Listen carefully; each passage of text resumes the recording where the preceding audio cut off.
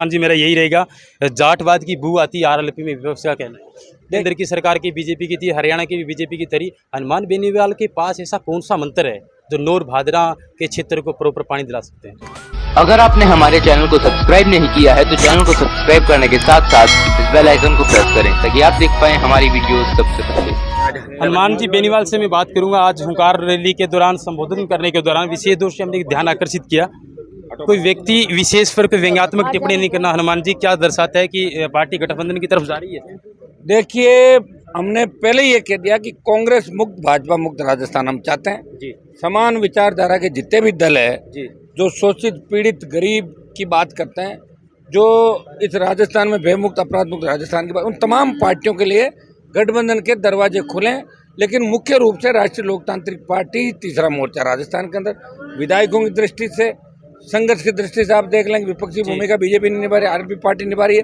गठबंधन का रास्ता खुला हुआ है और गठबंधन अगर किसी से नहीं होता है तो 200 सीटों पे राष्ट्रीय लोकतांत्रिक पार्टी चुनाव लड़ेगी। प्रमुख एजेंडे क्या रहेंगे? दरअसल नौर भादरा और श्री गंगानगर हनुमानगढ़ का हमारे जब आरएलपी का गठन किया था तब हमने हुंकार रैलियों के माध्यम से कर्ज मुक्त किसान, फ्री बिजली, टोल मुक्त राजस्थान की बात हमने करी, बेरोजगारी भत्ते की बात करी, खाली पद भरने की बात करी, संविदा कर्मियों को नियमित करने की बात करी, मजबूत लोकायुक्त बने, खेत खेत सिंचाई का पानी, और जिस इलाके में होंगे तो उन इलाकों की प्रमुख मांगे थी। ये हमारी पार्टी के एजेंडे थे। इसलिए जब तीनों कृषि बिल आए थे तो हमने सत्ता छोड़ के सड़क पे किसानों का साथ दिया। अग्निपथ जब आई तो सेना के समान में एक ही पार्टी सड़क पर आई झंडे के साथ, वो राष्ट्रीय लोकतांत्रिक पार्टी। जी सर, अगला मेरा सवाल बड़ा इंपॉर्टेंट है किसान हित के लिए। 8 ऐसी विधानसभा क्षेत्र है जो निकटवर्ती सीमा हरियाणा को टच करता है। सर, सबसे बड़ा जो पानी का जो मुद्दा है, सिंचाई पेयजल योजना के अंतर्गत, पहले बीजेपी के यहाँ पे 10 साल विधायक रहे, अब 5 साल से कांग्रेस के विधायक है, और ऊपर भी केंद्र की सरकार की बीजेपी की थी, हरियाणा की भी बीजेपी की थी। हनुमान बेनीवाल के पास ऐसा कौन सा मंत्र है जो नौर भादरा के क्षेत्र को प्रॉपर पानी दिला सकते हैं? 100% पानी दिलाने के लिए यहाँ के लोगों ने प्रयास नहीं किया, बिजनेस किया, अपने घर भरे लोगों ने। सिंचाई थाना सर एकमात्र नौर। मेरी बात सुनिए जी, उसके लिए काम करना पड़ता है। मेरा जो खियोंसर विधानसभा क्षेत्र नागौर जिला जहाँ से मैं आता हूँ, वहाँ बड़े बड़े नेता हुए होंगे, लेकिन पिछले 15 साल में जितना डेवलपमेंट मैंने कराया लड़ झगड़ के सरकार से, दिल्ली से, स्टेट से, उतना आपके दूसरे इलाकों में नहीं है विकास। आदमी लड़ने की अगर मादा रखता है, हिम्मत रखता है, वो चाहता है मुझे ये काम करना है तो कर गुजरता है। मैं विश्वास दिलाता हूँ कि जो वादे हमने यहाँ पे किए हैं, कुछ तो हम चुनाव से पहले ही नौर भादरा के जो प्रमुख मुद्दे हैं उनको हम पूरा कराएंगे। और यहाँ मैंने एक चीज़ ये भी देखी है कि सत्ता की आड़ में जो गुंडागर्दी हनुमानगढ़ गंगानगर के अंदर हो रही, जो भारी भ्रष्टाचार हो रहा है, जिस तरह अधिकारी नेता मिलके आम आदमी गरीब आदमी को जीना दूभर कर दिया, इन सब का इलाज एक ही है कि आरएलपी की सरकार राजस्थान में बने।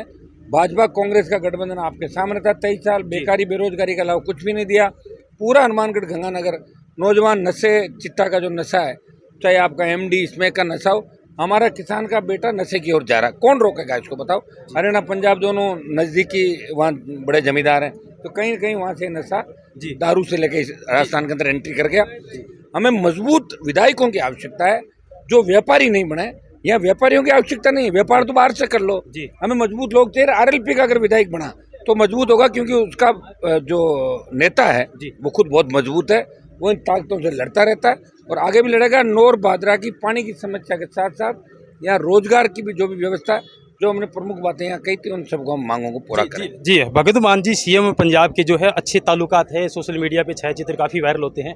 दरअसल पानी का मुद्दा पंजाब से भी अटैच है। जिस तरीके से गंदे नाले की जहाँ तक बात आती है, पेयजल योजना की जहाँ तक बात आती है, इन्होंने भगत मान जी ने 18 तारीख को दौरे में ये भी कहा था कि माननीय मुख्यमंत्री अशोक गहलोत ने ये बंदी इस बार करवाई है जानबूझ करके। क्या लगता है आपको कि इस बार हनुमान का और भगत मान का कुछ गठबंधन की इस तरीके की बातें सामने आई? देखिए, मेरी उनसे दोस्ती है और मैं जब हनुमानगढ़ में किसानों का आंदोलन चल रहा था, मैं बठिंडा लोग गए भी थे, 2 दिन पानी भी चला, लेकिन कांग्रेस और अकालियों ने वहाँ आंदोलन किया कि राजस्थान को ज़्यादा पानी दे रहे हैं, तो पानी एक बार रुक गया। भगवान की कृपा थी, अच्छी बरसात हो गई और फिर पानी 2-3 दिन चला और एक तरीके से किसानों की जीत उस मामले के अंदर हुई थी। पंजाब सरकार में जितने भी लंबित मामले हैं गंगा हनुमानगढ़ के, और दिल्ली में जितने भी लंबित मामले हैं राजस्थान के, चाहे ARCP हो, चाहे यमुना का पानी का मामला हो, चाहे दूसरे मामले हो, हम कोशिश लोकसभा के अंदर भी रोज करते हैं। पंजाब सरकार से भी समय समय बात कर।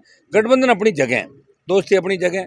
दोस्ती के नाते मैं अधिकार रखता हूं कि कुछ काम हनुमानगढ़ गंगानगर के हो।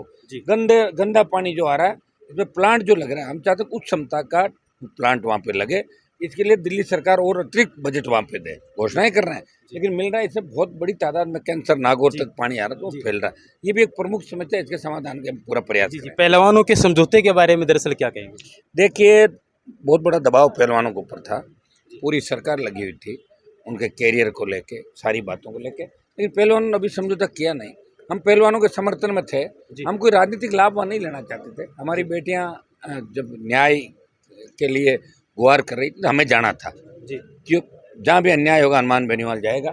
उन पहलवानों की जगह अगर किसी और जाति को भी मेरी आवश्यकता होगी, चाहे दलित हो, चाहे ओबीसी हो, चाहे ट्राइबल के, आप देखिए ट्राइबल के सब ज़्यादा मामले में उठाता हूँ लोकसभा के अंदर कि इनको आरक्षण, बैकलॉग, और हमने तो तब ये भी मांग करी थी कि जो ब्राह्मण बनिया इनको भी आरक्षण मिलना चाहिए आर्थिक आधार पर, अगर गरीब है तो उसको आरक्षण मिलना चाहिए। हम चाहते हैं कि हर उस व्यक्ति को जिसको नीड है उसको आरक्षण, हम किसी के विरोधी नहीं है, और यही कारण है कि सारे लोग राष्ट्रीय लोकतांत्रिक पार्टी को अपनी पार्टी के हिसाब से देखते हैं राजस्थान। कांग्रेस के नेता सचिन पायलट के बारे में क्या कहना चाहिए? अगर पार्टी छोड़ देंगे और नई पार्टी बना तो ठीक है, और अगर नहीं रहता तो कांग्रेस की तो दुर्गति होनी राजस्थान में, चाहे पायलट रहे या गहलोत कोई। आखिरी सवाल हनुमान जी मेरा यही रहेगा, जाटवाद की बू आती है आरएलपी में, विपक्ष का कहना है? देखिए, जहाँ भी जिन जिन प्रदेशों के अंदर सरकारें थर्ड फंड बनी, क्षेत्रीय पार्टियां बनी, वहाँ किसी न किसी कौम को झंडा लेके आगे आना पड़ा, एक व्यक्ति नहीं कर सकता। मैंने देखा है लोगों को, बातें करते हैं, सामाजिक न्याय मंच बना था राजस्थान में, आपने देखा होगा, देवी सिंह जी ने बड़ी लड़ाई लड़ी, लेकिन उनके समाज ने उनका साथ नहीं दिया। तो जिसका समाज साथ नहीं दे उसका दूसरा समाज साथ नहीं देंगे। अगर उस समय 20, 30, 15 सीट आ जाती तो अगली बार फ्रंट अपना बन जाता। राजस्थान में मेरे से पहले किसी ने पार्टी बना के लड़ने का प्रयास ही नहीं किया।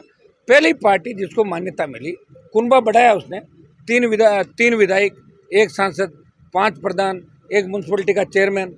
आप देखिए 3 में से 2 विधायक शेड्यूल कास्ट के, प्रधान मेरे 3 SC के आते हैं, 3 प्रधान, जिसमें बावरी समाज से भी। वो जो चुनाव बाई इलेक्शन में, उसमें आपने देखा होगा तमाम उन समाजों को प्रतिनिधित्व देने का प्रयास किया।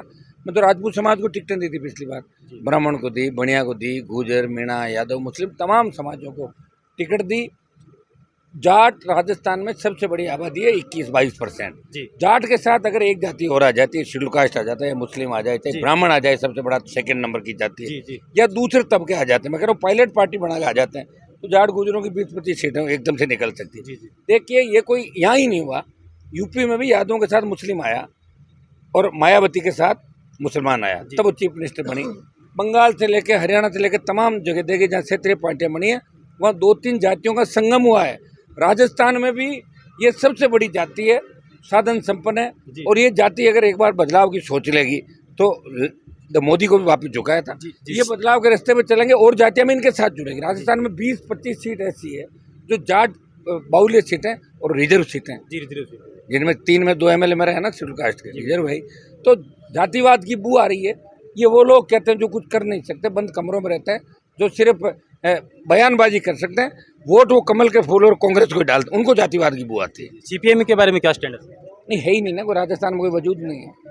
सुनने में आया कि आपका गठबंधन की बात चल रही है ना, कुछ नहीं है। CM अगला अब की बार एक भी विधायक उसका नहीं रहेगा आपका CPIM। जी। आखिर स्टेटमेंट कब वापसी हो रही है इनोर की? मैं तो अब रोज ही इधर ही रहूंगा, लगे हुआ ना जवान सारे।